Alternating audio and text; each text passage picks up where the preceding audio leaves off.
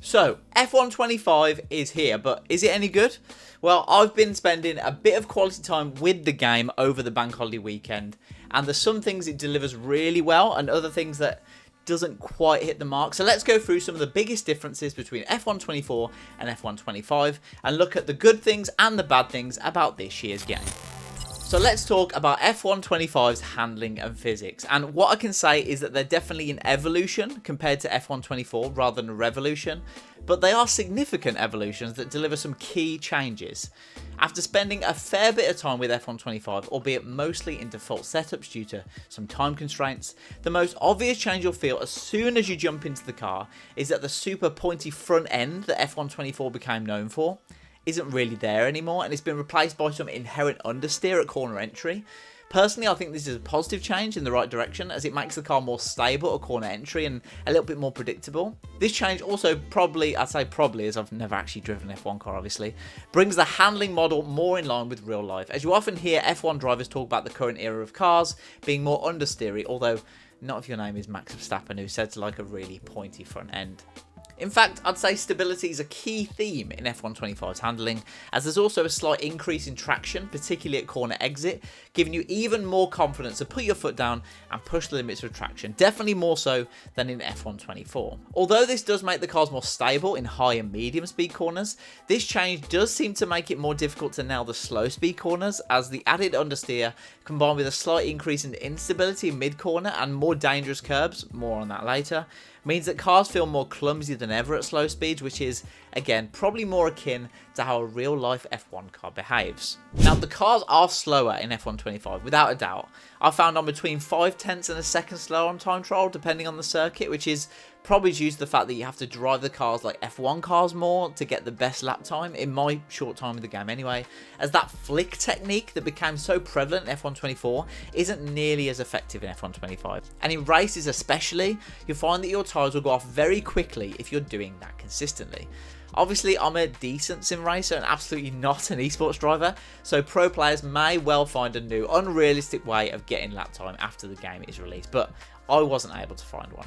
Now, speaking of tyres, overall, tyre wear has increased significantly compared to F124, and the sliding scale in terms of grip is much harsher as the tyres wear. When you get to 30, 40, 50% and then 60% wear, you'll notice a huge loss of traction at corner exit, loss of braking performance and tumbling lap times, which should add some much needed strategy options during races. Curbs are also much harsher in F125 on the whole, with the curbs at tracks like Imola, Singapore and Suzuka being particularly dangerous, although there are some tracks where the curbs are noticeably flatter, like Austria, Australia and Bahrain for example, mostly the ones that have been LiDAR scanned, and you'll need to attack them in order to get the best lap time. But overall, the curbs are harsher and they really unsettle the car if you try and hop over them, so be careful of those curbs, everyone. Another change for this year is off-track surfaces have been made a lot harsher from what I can tell, especially grass or gravel. If you find yourself dipping a tyre in, it just unsettles the car a lot more. But also, if you have all four wheels off and you're on the grass or you're on the gravel, there's just so much less grip than F124. You find yourself spinning, you just cannot generate anything, which is exactly how it should be in my opinion. So that is a bit of a difference from what we saw in F124. And I think it needs to be said, as much as players want it to be, F1 games will never be full-on simulation racing games like Assetto Corsa or iRacing. This is a game for the masses, the Drive to Survive and the F1 movie demographic, and it needs to be accessible enough that anyone can jump in and play. But F125's handling model does feel like an upgrade, and the changes that have been made this year are certainly positive in my opinion. It's not F123, but it's not F124 either, and it's probably the most balanced handling model we've seen yet, in my opinion. Now, the game's AI has taken some flack over the last few years, either for being too aggressive and causing collisions, or not being aggressive enough and being too easy to overtake. And I think this year there's a decent balance between the two, although it's not perfect.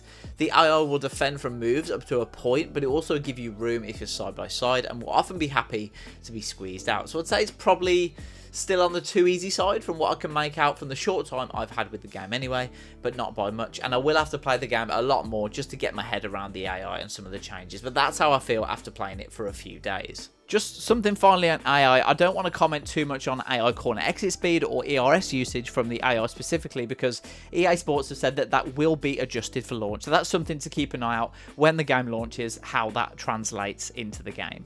I will have to play the game a bit more just to get my head around some of the big AI changes, but from the races that I've done so far, that's my initial feedback. The game's updated HUD is also a welcome change, as it makes it super obvious when you're using ERS, when you have DRS open, and at what state your ERS charges in. I also like the circular, smaller design, and it's definitely a better implementation than in previous games.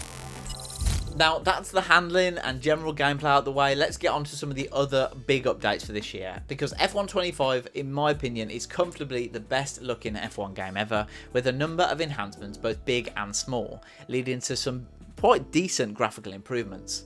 The 5 updated tracks, which are Bahrain, Miami, Melbourne, Suzuka and Imola, which have been rebuilt with the use of LiDAR technology that's been supplied by FOM and F1 from actual race weekends, are genuinely stunning, and this does add to the immersion even when you're blasting around at over 200 miles an hour.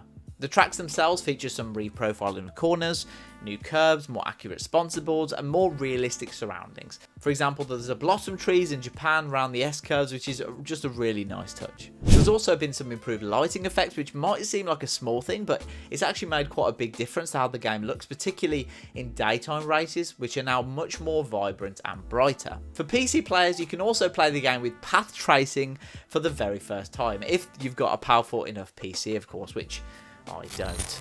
Now, when EA Sports announced that 3 reverse tracks would be coming to F1 25, Silverstone, Zandvoort and Red Bull Ring, I didn't really feel excited about it, if I'm honest, but I have to say, after spending more time in the game, I think they're a superb addition, with Austria and Zandvoort in particular being excellent tracks to race in reverse. They've got a really nice flow, and they'll provide a unique challenge even for the most experienced sim racers out there. Now, back in my F1 24 review last year, I said that one of my favourite things about the game was the addition of the real-life radio messages that played out after wins, podiums, race finishes and crashes, and I'm delighted to say that EA Sports has almost doubled the amount of lines for these moments, including adding some lines from team principals too, which is a really nice touch. Now, one of the smaller things that has been added this year, but on a personal note, is absolutely one of my favourite things about F1 25, is the addition of the braking assist queue option in the accessibility menu, which feeds a beep into your ear when you really need to brake for a corner. Now, I've been working really hard and putting in the time to stop using the racing line, but one of the hardest things about not having it on is having no reference point in braking. That's just something that I really struggle with. But this new addition is going to be an absolute game changer for me, and it's going to help me a better driver. Now, moving on to My Team 2.0, and EA Sports' biggest marketing push for F1 25 was My Team 2.0, a complete redesign and reimagining of the popular My Team game mode.